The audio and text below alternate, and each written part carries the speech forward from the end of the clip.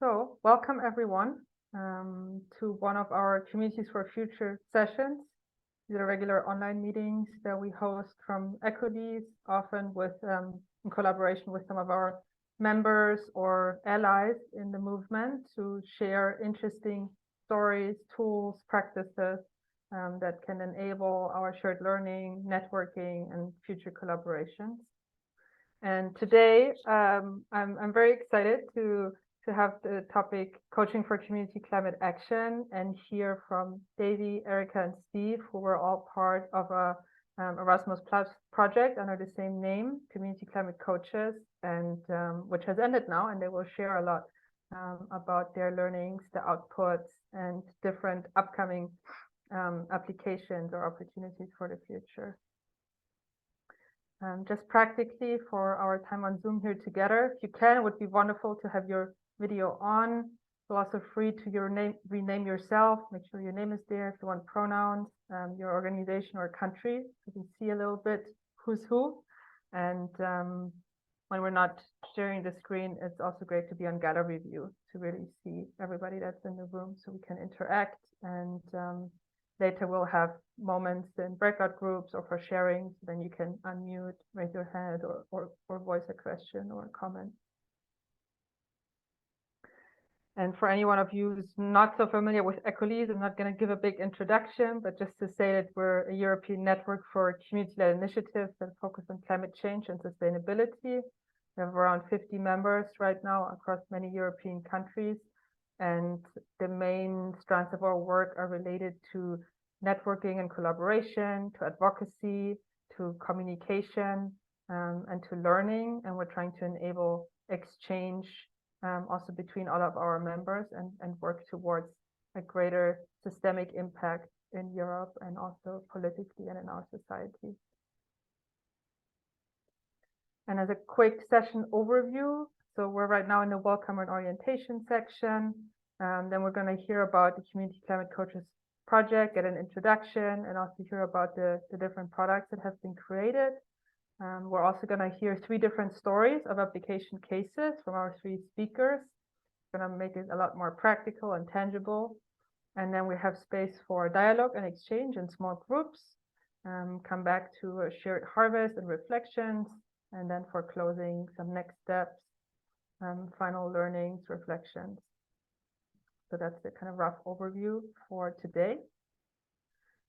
And right now, as I said, you can rename yourself, but you can also type it in the chat, just your name, where you're from, maybe your organization or project that you're involved in. And then I'm also going to share a link for one thematic question that we invite you to explore and answer on a Menti poll. What are the needs you have identified in your local community for community-based climate action? So at this point, I'm going to stop the sharing and put that link for you in the chat.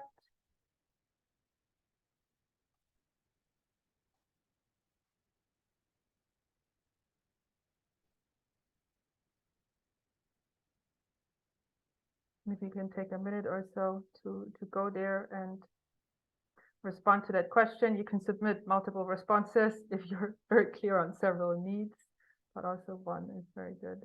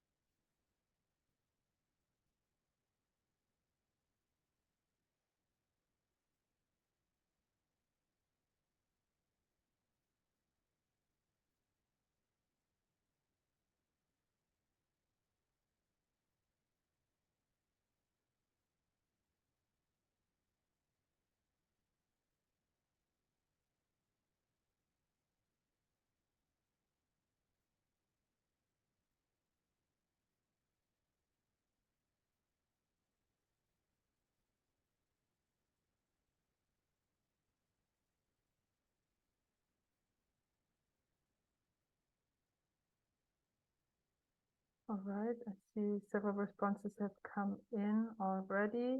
Anybody need another moment of time? And then I'm gonna share the screen so we can look at this together. Are we pretty ready? Let's see that.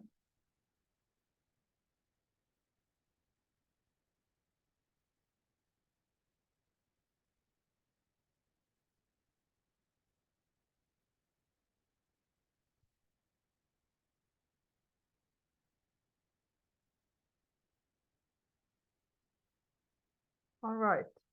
So what has been shared here is needs, trust, time, energy, good relationships, build ecosystemic networks, engagement, capacity and funding, alliances for climate action, access to information, lack of funds, lack of motivation from local authorities, connection community, take a more systemic approach to climate action, not just emissions reduction, a need for plain language, explanations for large-scale concepts, and a need to lead with love of place and resilience rather than fear.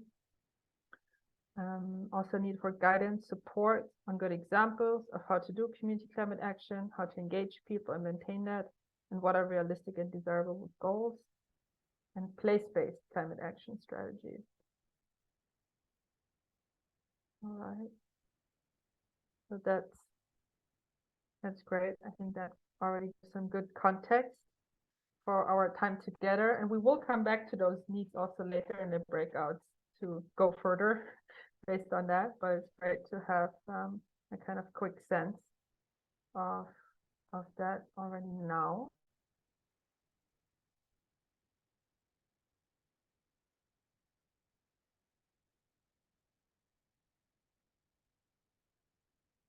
And just to share with you also some key intentions for the session.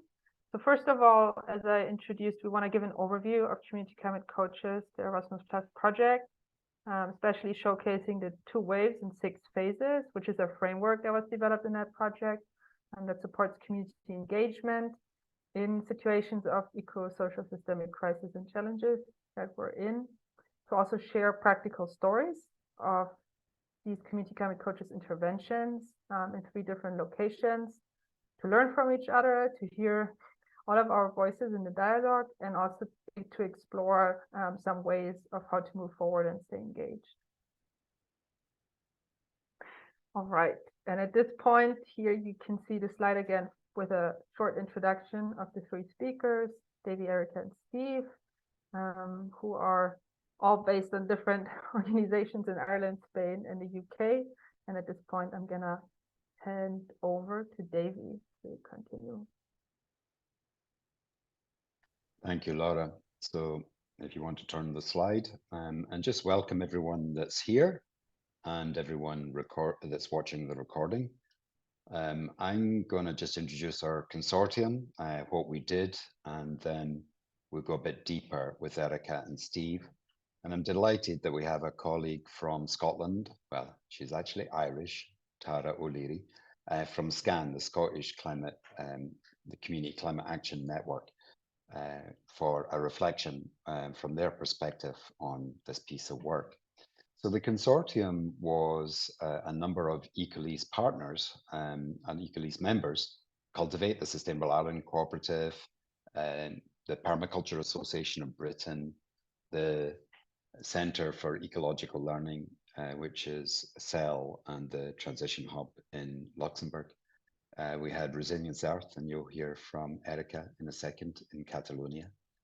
We had the Lisbon University, and we had the Finnish Village Movement, which was a movement, a network across Finland of local development companies, which brought a really interesting mainstream perspective to everyone that's working from a transition, regenerative development, and more deeper ecological perspective.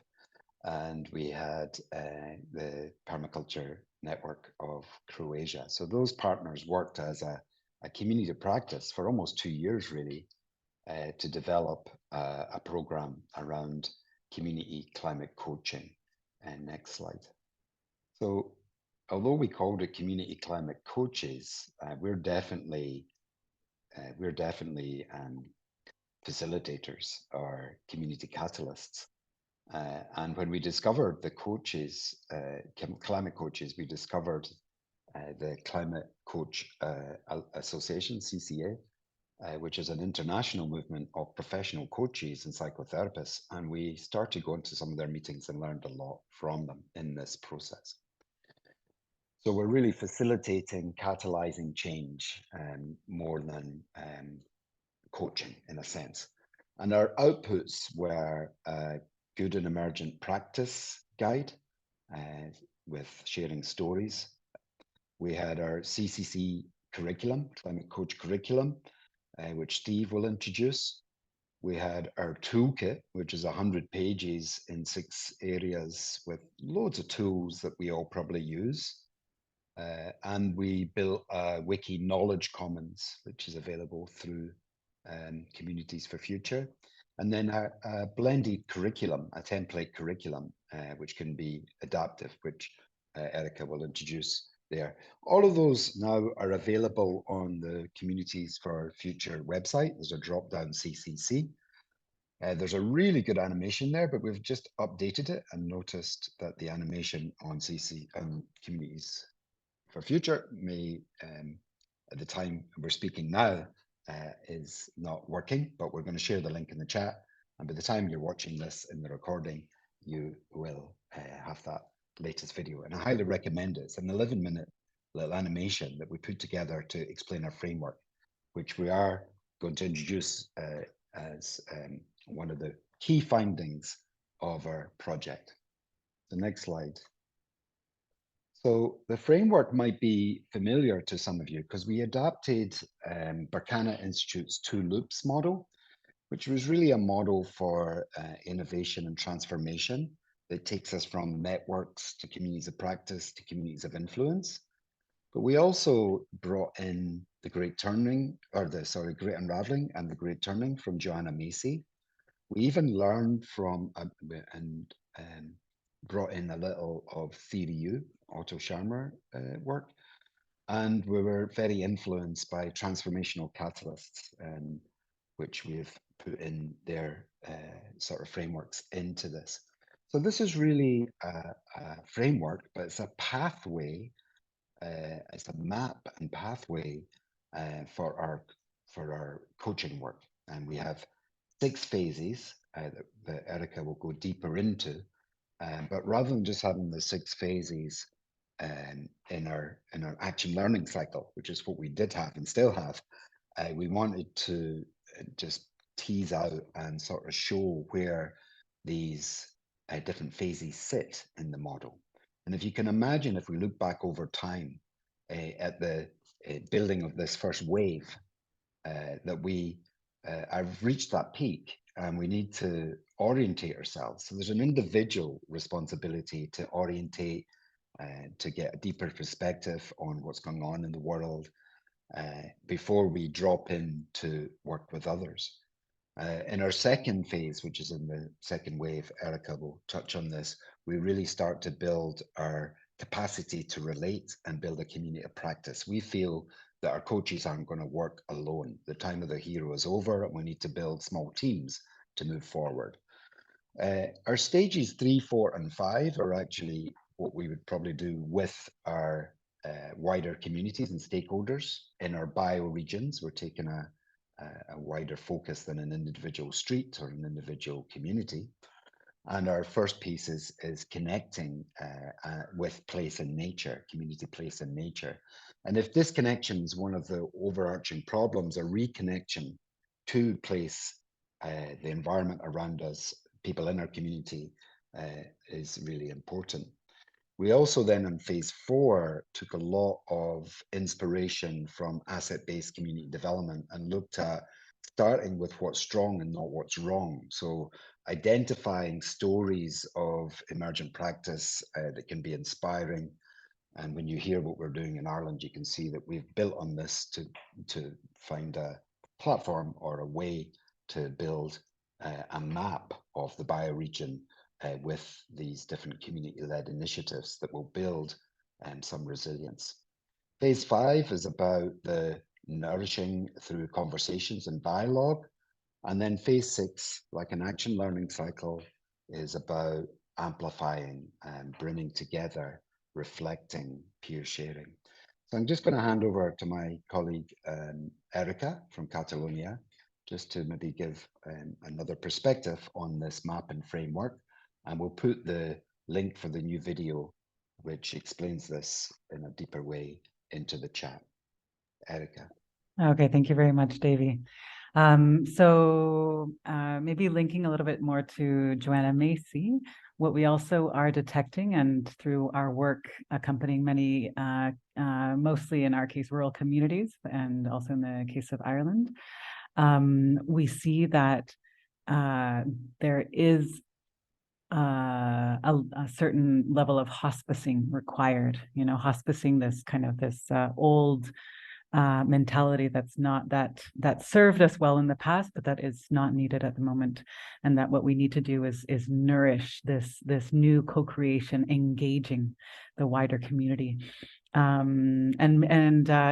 just also wanted to mention, in these phases, we tried to make them as adaptive as possible, following a very decolonial approach, so that they're more patterns and not instructions or a recipe of how to do this. Phase 1 will look very different in Germany or Italy or Rwanda or Peru or Spain, as will phase 2 throughout phase 6. The important thing here is just understanding the purpose and the meaning of what these patterns or phases are, so that the community is able to define what engagement looks like for them, what connection, or what does an ecosystem look like for them, et cetera, and especially this co-implementation phase. I'll just leave it there.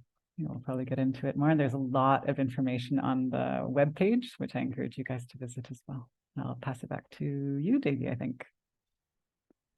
Well, thanks, Erica. So we're going to drop deeper into the competencies. So yeah. Steve from the Permaculture Association of Britain was one of the co-leads, along with myself and Erica. So competencies, Steve, do you want to give an introduction to what we did? Yes. So as Erica just touched on, we've recognized that there's going to be great diversity in terms of cultural characteristics, landscape characteristics, many areas. So the whole approach that's been outlined is something that's adaptable in different contexts. So for the UK, for example, we expect our climate action work to be more city and urban focused, whilst Erica and Davey are working in more rural areas. So what we needed to identify is the competencies, the skills, the knowledge, attitudes, and so on that are needed to take communities through this process, and also recognizing this is hard work to support ourselves, if we are in these roles, to maintain our own resilience whilst also building the community resilience. So we identified 5 particular areas of competencies, which are shown on the slide. The first being transformation competencies. Culturally, we're typically set up to maintain the status quo. That's the whole orientation of the system.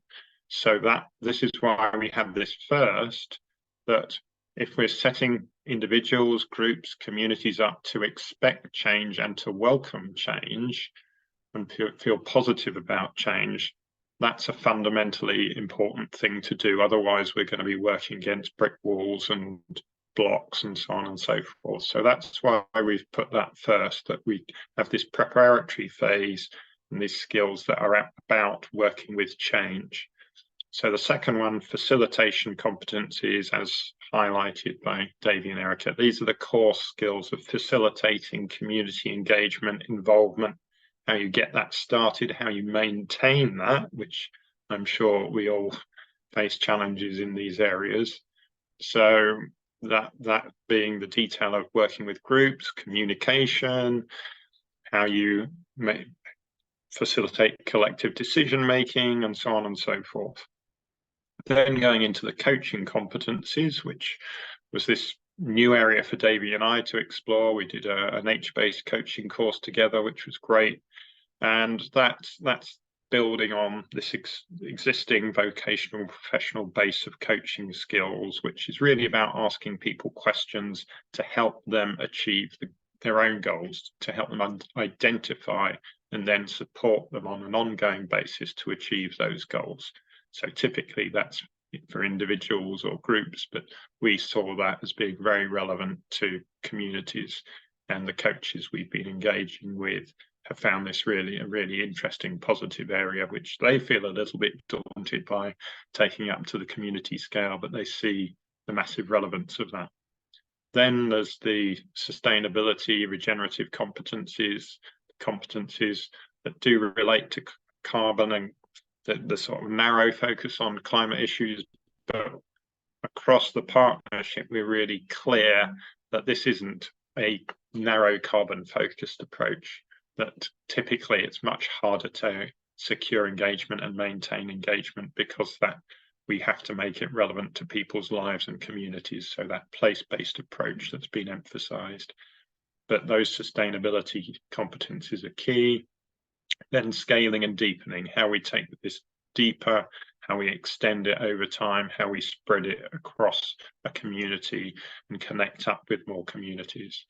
And one thing to emphasize here is we don't see that every community climate coach, every facilitator needs to have all of these skills and competencies. Most of the time it's working in teams.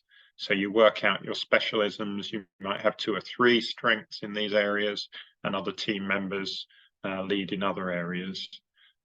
So those are the core competencies. And then to the right there, each of these are going to you'll be on a learning pathway to develop and strengthen these competencies, however strong they are to start with.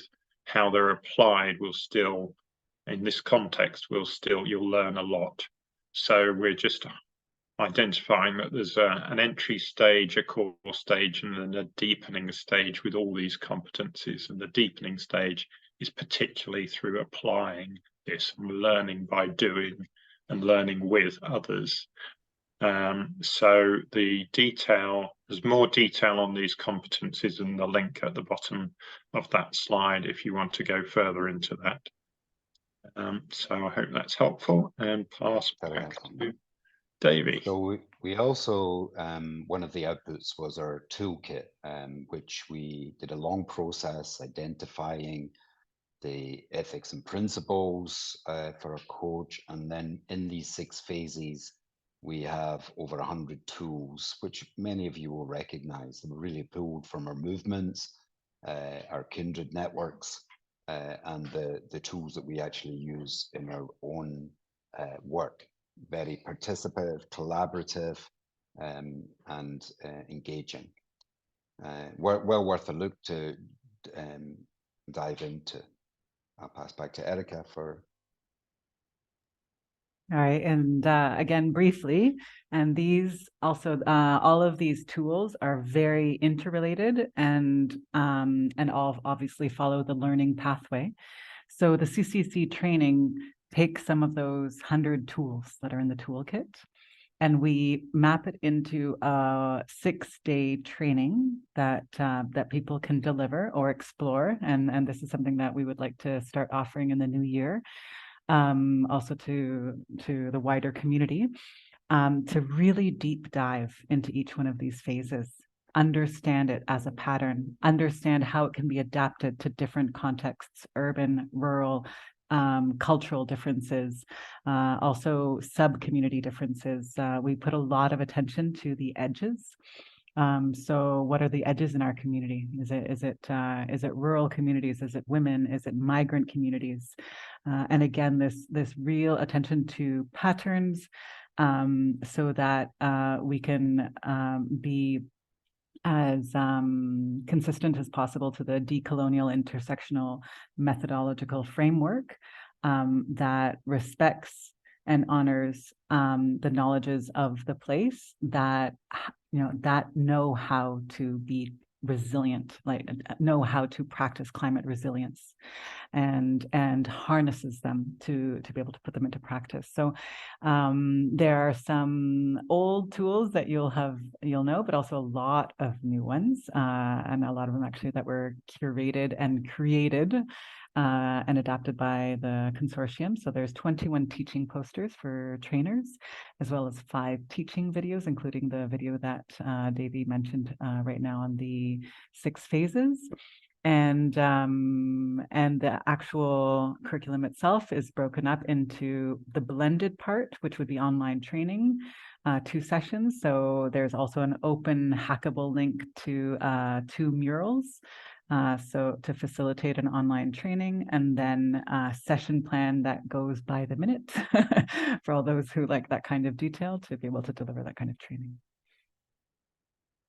And I think I'll just, again, really briefly touch, this is also made reference in the curriculum itself, and also there are lovely links with the toolkit and the competencies, but a group of us also, 2 partners especially, put together 5 inspiring stories on how climate action is put into practice already.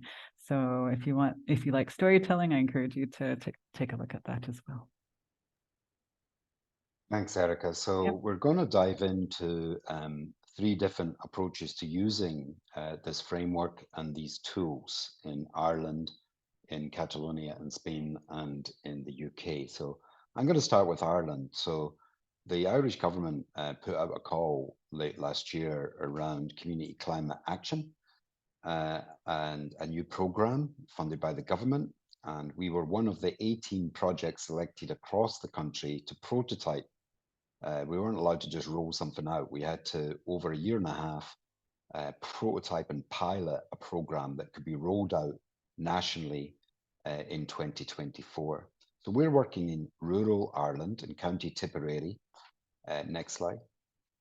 We have taken facilitating community well-being and climate resilience as a bit of a focus. Connect, inspire, and act. We are using the community of practice approach. So we have created a community of practice of facilitators and community activists from across Tipperary, across the 5 municipal districts. So the county is split up into 5 geographical areas, which we are using as little bioregions. And we're building the capacity of that community of practice to co-host phases 3, 4, and 5. And I'll explain what those are in the next slide. So we have brought people together, and we've done a lot of in-person and online training. We've brought experts and authors to meet them, and they are building their capacity to co-host a community engagement campaign early next year, which consists of 3 sessions, which is phases 3, 4, and 5 in our toolkit and our framework. And so we're going to start, back one, please. We're going to start with not in the town hall. Our first session that they will lead in their municipal district will be a nature and place connection in the park, in the field, out in the forest, and a number of exercises around dialoguing using Joanna Macy's Active Hope and Work It Reconnects to really connect people first. Our second session then is mapping, and we've developed a really interesting physical and online mapping system to collect inspiring stories of community-led initiatives from across the regions. And then our last session to bring the information together is dialogues and conversations that will, the outcome of the process, that community engagement, will be climate well-being, a community well-being and resilience map and pathway. And then our coaches change tact to, once we have a pathway, to start to work with the communities, maybe through the local authorities, through our public participation network or development companies, to get more community-led initiatives in our area to build more resilience to the impacts of climate change. Our partners are the 2 local development companies, and in Ireland we have a national network called Public Participation Network, and the Tipperary PPN is our partner. So I'll leave it there, as just to give you a story on how we're starting to roll this out. And I'm going to hand back to Erica now to share some insights on how they're delivering this in Catalonia. Yeah, so inspiring though, Davey. Thank you, and encouraging that we do have lots of allies all over in the public sphere, in the civil society sphere, and the private sphere as well. And it's sometimes just a question of how to harness or how to activate that ecosystem. In that line, so we did our first pilot training this past January in Catalonia, and that catalyzed a small, at the beginning, a small group of 6 or 8 local climate action activists who were very motivated to continue exploring these tools. And they started to engage their networks in conversations around what is important.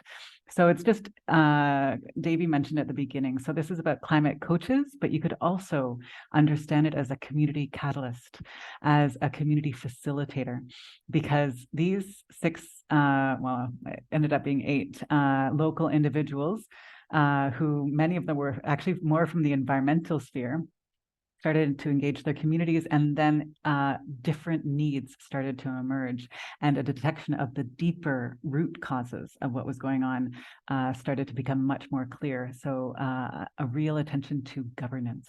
So we have a big issue on governance. Who is making these decisions? And so they had a meeting and yeah, a small festival this summer to address that, with climate justice as one of the transversal topics. And this is, again, fruit from just bringing people together from different organizations to start thinking and talking about this issue from a much more systemic lens. Another thing that came out was they really wanted to explore biomimesis, so how to adapt, how to use nature intelligence to respond to the climate crisis. And we were able to invite the well-known author Liam Gorison to do a 2-day workshop in our region, which was completely packed. Like, we had a long list of people to attend, so we'll probably be doing another one. And then they are going to be co-facilitating, these same individuals, in January, a training themselves, a 3-day training for land rights defenders, with a priority to do ecosystem development. So again, like, this is just also creating a space and an opportunity for people to dialogue beyond, perhaps under the scope of climate resilience, but I mean, it's so systemic. Other things are going to come up, and that's what you really have to put attention to, listen deeply to, and also collectively engage the response towards that. And yeah, so I think I'm really, really grateful for that one pilot training, which has had lots of babies effectively. And I'll pass it on to Steve. Okay. Thank you, Erica.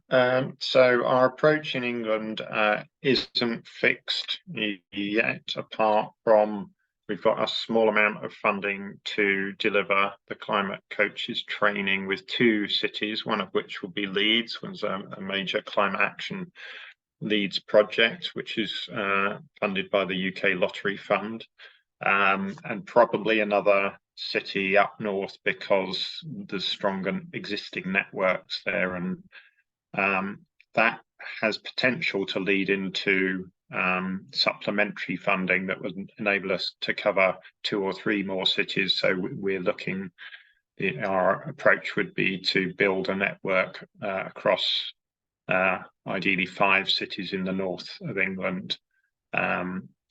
But we're also, we'll use that then to start to build the UK community of practice for community climate coaches in the same way that Davey's been doing in the rural area. We're expecting that to be more city-based climate coaches. And if we get this second phase of funding, we also want to build partnerships around community climate action. This is a massive agenda, of course, and there's lots of other organisations doing great work. And our absolute ideal would be to have a wise partnership, so we can continue to work with Davey in Ireland, Wales, Ireland, Scotland, and England. But we'll see about that. So the main approach would be to have conversations with other organisations like the Scottish Climate Action, Community Climate Action Network. The Centre for Alternative Technology in Britain has got a long-standing Zero Carbon Britain project. They're working closely with quite a good number of local authorities and on training for local authorities, so we'd see ourselves as complementary to that. They take the local authority focus, we take the community focus. The Schumacher Institute, Climate Action leads, and other cities that have got major climate action projects going. So then the way to facilitate that, we hope will include a community climate action partnership conference, aiming to engage those organisations with the idea to explore the possibility of a community climate action alliance, because we feel with the many challenges with the political systems in the UK, whether that's local or national, we'll be much stronger working as an alliance. And we're currently working on a large, this is the Permaculture Association, large lottery funding application with which our climate action work will be embedded in that.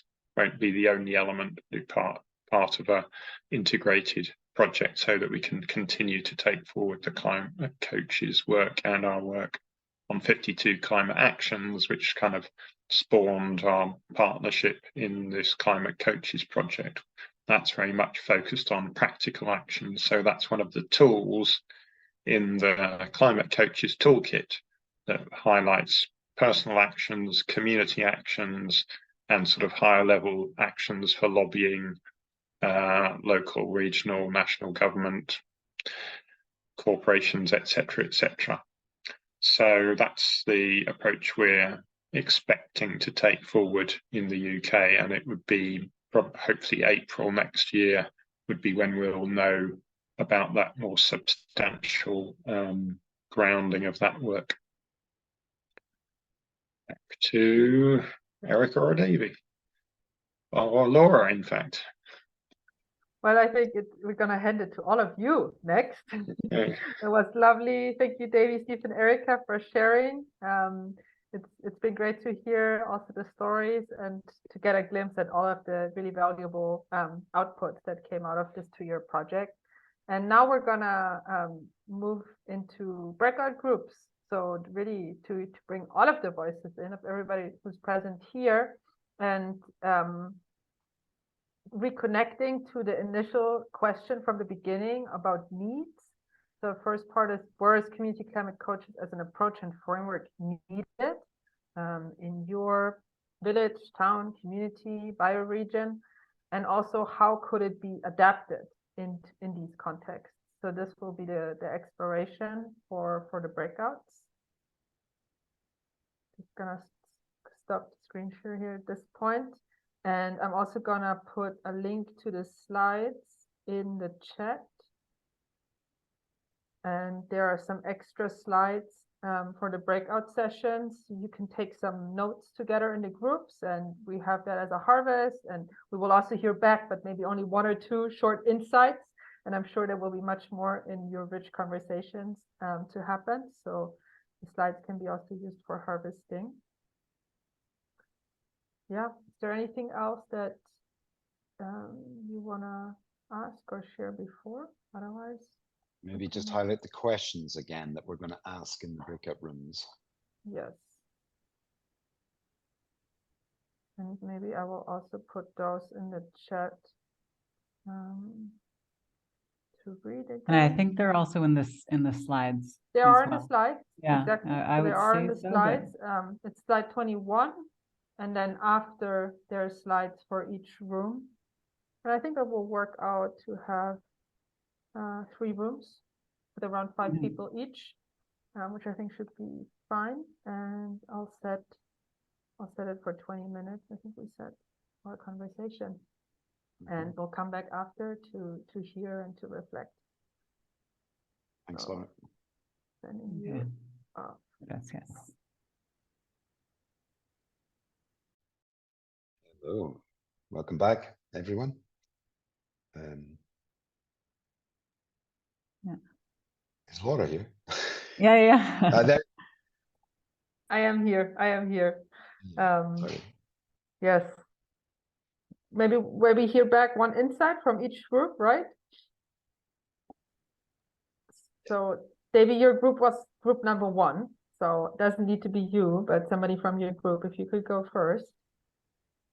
I'll say one thing and see if anyone else wants to add. So one thing that we realized was that municipal districts, local authorities, councils actually need training themselves to even understand climate change more systemically and how we can engage communities in a healthier way than just consulting on their action plans. I don't know if anyone else, Sherry, anyone else from group one? Joanne? Okay. There we go. That's group one, Laura. Excellent. Group that was with Erica.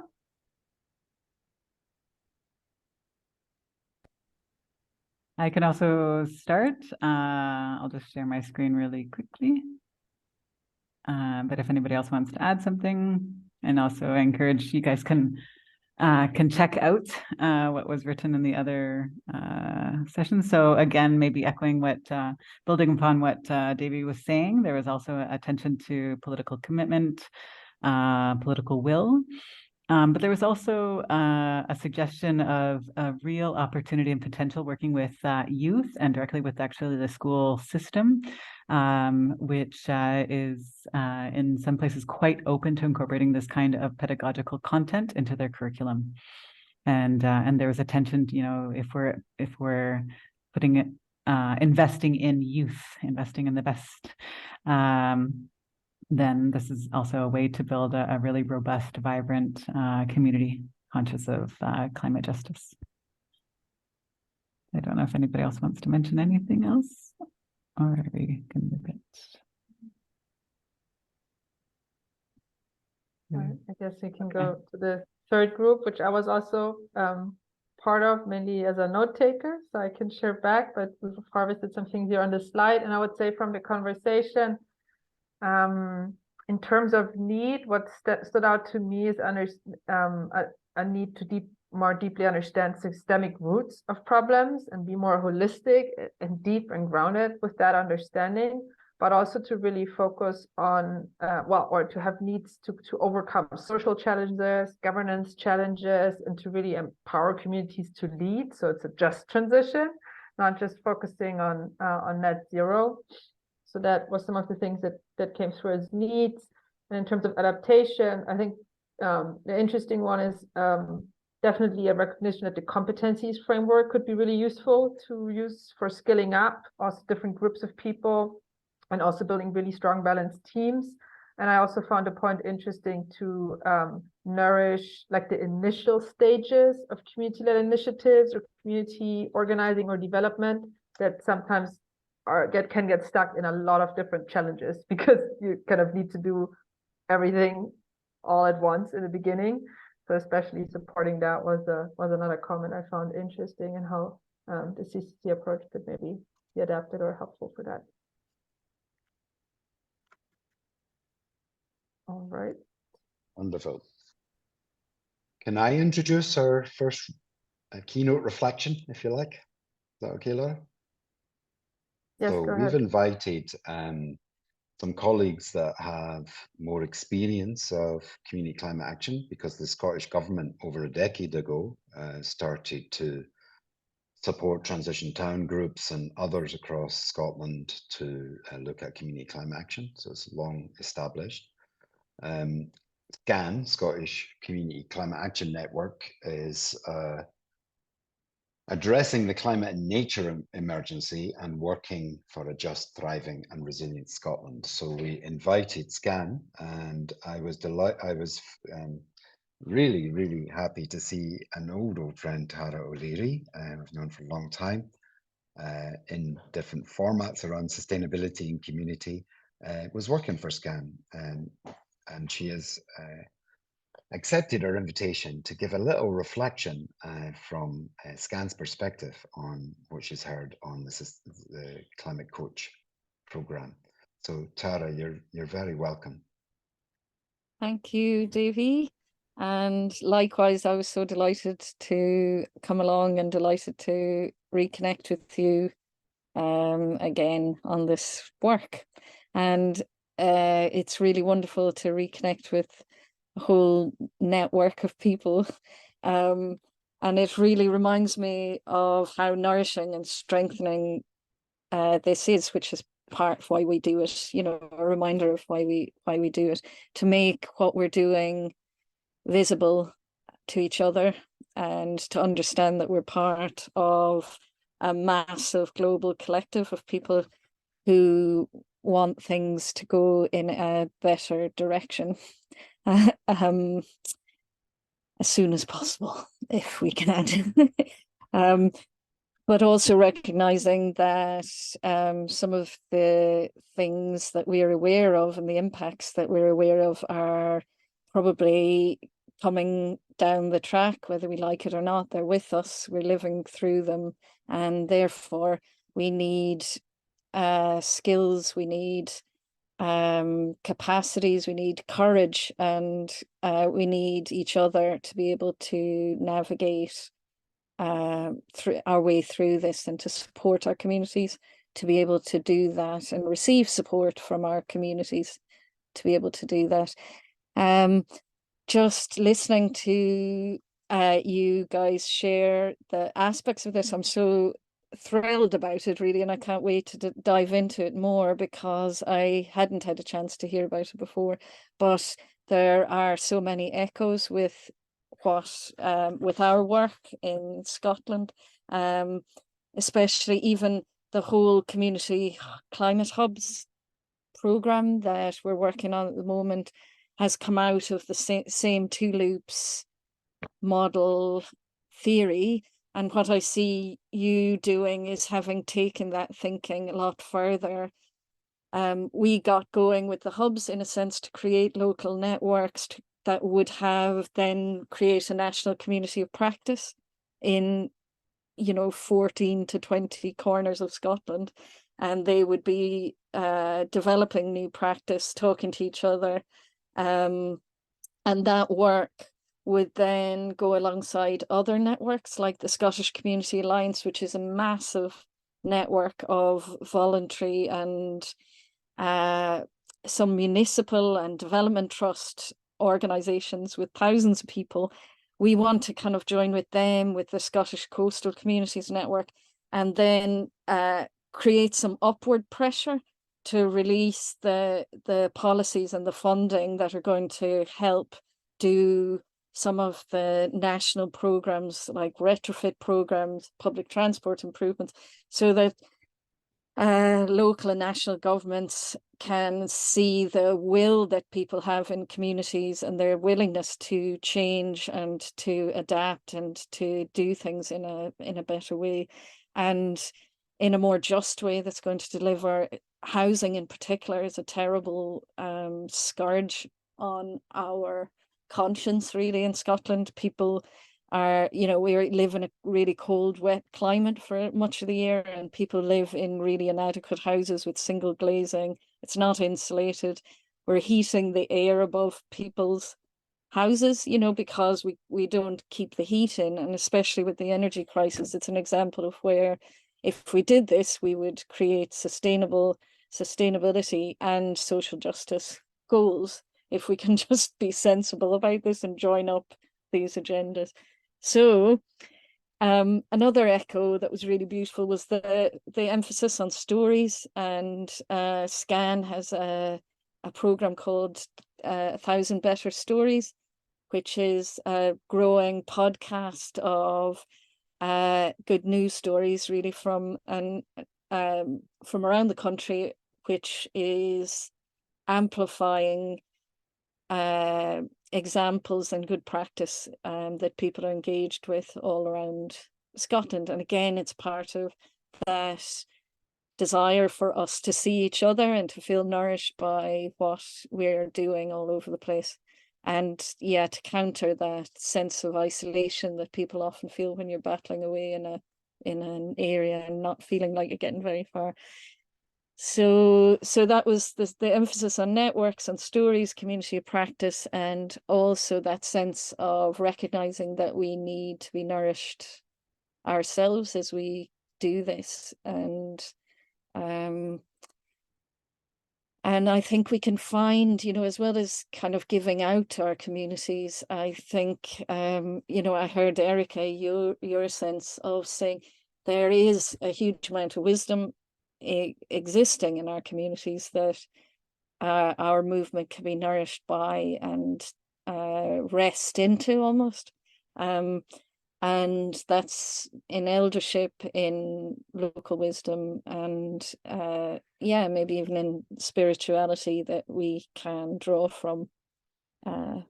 So maybe that's a good point. Just, is that enough to just reflect back a flavor of what I've heard? And again, just to say thank you to everybody. It's absolutely delightful to see all your names and countries.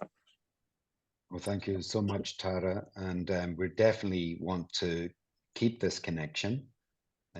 David and Scan is quite involved in ECOLISE, but we want to tighten up those connections. You heard Steve earlier with the UK and the potential WISE approach, Wales, Ireland, Scotland, England, that we there might be opportunities with Scan. And I, as soon as possible, would really like to have conversations, because we're facing some challenges that you might able to help with in engaging the mainstream communities. So thank you. I think we're a little ahead, so maybe we can open up for hearing some reflections. We were going to close with some reflections in the chat, but would anyone be up for sharing your own reflections? We're a small group. It might be helpful to the ones listening in the recording. Yeah, so feel free to share in writing or in speaking what you prefer. We definitely have some minutes. I think we did good time management. Yeah, that's very good. Thank you, Laura, for keeping us on track. Also, any questions for clarification? Yeah. Because I mean, it does take 6 days to teach. So we're giving you a taste of it. But if there's anything that is a burning question as well, we could answer. Just as people are about to come in, this is my challenge right now this week with our climate coaches. It seems for them it's too abstract. They want just action. You know, where's the action? You know, and we're really trying to change worldviews, not just behavior, and go a bit deeper into the underlying issues that are causing these problems. So that's an issue we have. Maybe in response to that, Davy, because that's something that always comes up when you're doing a culture change, when you're doing the deep transition or deep transformations, you're obviously having to touch the value system, the paradigm. But you can, what we did with La Garrocha, and so this was one of the patterns that was inspired, that inspired some of the content in the 6 phases that Davy was explaining at the beginning of this webinar. But by applying that practically and creating a lot of thematic groups, the region, which is 21 municipalities, was able to develop a climate resilience plan that engaged almost 7,000 people directly. So that is a real outcome, you know, but it needed to be informed by what you're saying, Davy, that culture change. So the language in there is a little bit higher level, but there was that there were a lot of complementary activities that complemented that process. So a lot of training. So what is regeneration? What is resilience? So there's you know, and I'm gonna cite my group because they were talking about, you know, rural engagement, youth engagement, but also political engagement, you know, and making sure that all of those voices are engaged. And if you look at like Indigenous communities, which is where I'm more familiar with, there's no transformation or community development that can happen if you're leaving someone behind. If it's only the cool kids, you know, who are doing this kind of stuff, and we're forgetting about politicians and business people, etc., then it's not possible to do this. This requires everybody on board. And to do that, you know, those conversations that you were saying are so important, but also that really practical output that calms people down, that, okay, this is our roadmap. Yeah. Thanks, Erica. My pleasure. any reflections, insights, or think clarifying questions? Tara wanted maybe to share, and I also saw Valerie nodding and Sana and Sherry. So maybe you want to add some words to your nods. Be interesting to hear. Also, any questions you have? Yeah. I'm happy to give way to people who haven't had a chance to speak. So Valerie and Sana, I'd love to hear your voices. Thanks, Tara. Yeah, I was nodding away like on so many levels. I think what I'm taking away from the call today is a real sense of hope. I am someone who transitioned out of the corporate world and have been on a real journey to really kind of extricate myself from that world, because it's keeps kind of sucking you back in when you've not known anything and you've not been in, you know, the kinds of, I guess, environments that a lot of people on this call are. And it just gives me a lot of hope, because I have felt that sense of isolation very deeply. And it's just good to connect with other people to figure this out together, because it's really complex. This is so complex. And this is really a time to harness collective intelligence. And I'm super excited because there are so many ways of doing this, and this is a brilliant one. I felt very enthusiastic about what I've seen, and I'm going to go and spend some time on the website to read up more. So I leave with a sense of hope, because I know so many people who are still in the system and who are really suffering, and there is so many skills that are available. You know, people are really looking like they want to put their energy somewhere else, and this gives me a lot of hope, because it feels like I'm basically out looking for practical frameworks that will lead to action. This is what we need today, and it's like it feels like it's bubbling, and we're preparing, kind of thing. That's the vibe. And so really delighted to have connected with everyone today. Thank you. And thank you for making that point. I think Steve also shared it in our group, like that perspective to reskill and maybe find new professional pathways and community living pathways, both, I think is something that is one of the needs that the CCC speaks to. And your sharing just was a beautiful fit for that. So thank you.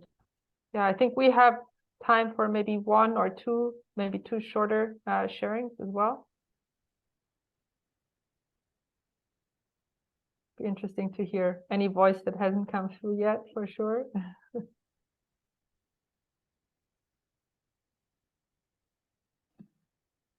Yeah, I want to add something. Like, I really look out for, let's say, platforms where people from different organizations come together, and this is like really incredible that you have combination of many different, I don't know, let's say, experienced organizations who come together, and that I never. So I don't see that often. So what I'm saying is that I feel a need to engage more in platforms where many different organizations come together. Yeah, that's it. Thank you. I'm discovering myself.